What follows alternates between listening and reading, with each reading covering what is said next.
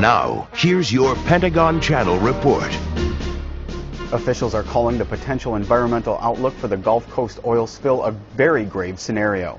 Coast Guard Commandant Admiral Thad Allen appeared on Fox News Sunday where he said high surf and strong winds are making the deployment of oil containment material very difficult.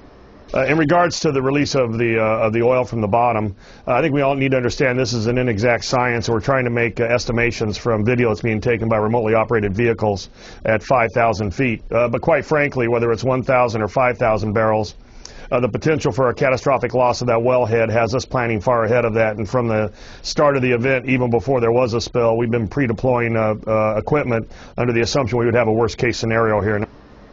Admiral Allen also says there will be an investigation into why the fail-safe mechanisms didn't operate and stop the flow of oil after the explosion. Thousands of National Guard troops have been activated in both Louisiana and Alabama to support oil spill response efforts in the Gulf of Mexico. The Louisiana National Guard began pre-positioning soldiers and resources along the Gulf Coast over the weekend.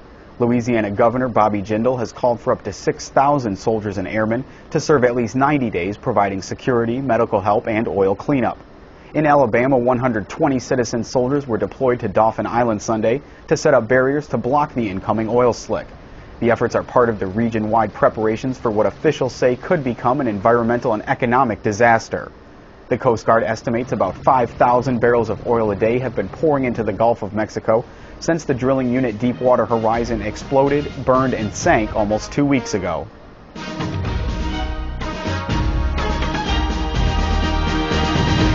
President Barack Obama visited the Coast Guard station in Venice, Louisiana Sunday to get an update on the fight against the growing oil spill in the Gulf of Mexico.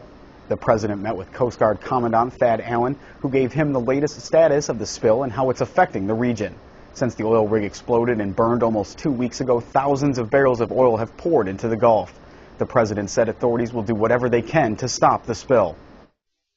Every American affected by this spill should know this. Your government will do whatever it takes, for as long as it takes, to stop this crisis. The Air Force is flying 2 C-130s to the region, and the Navy is sending 66,000 feet of inflatable oil boom equipment in support of the cleanup. Keeping you informed, military news on the Pentagon Channel.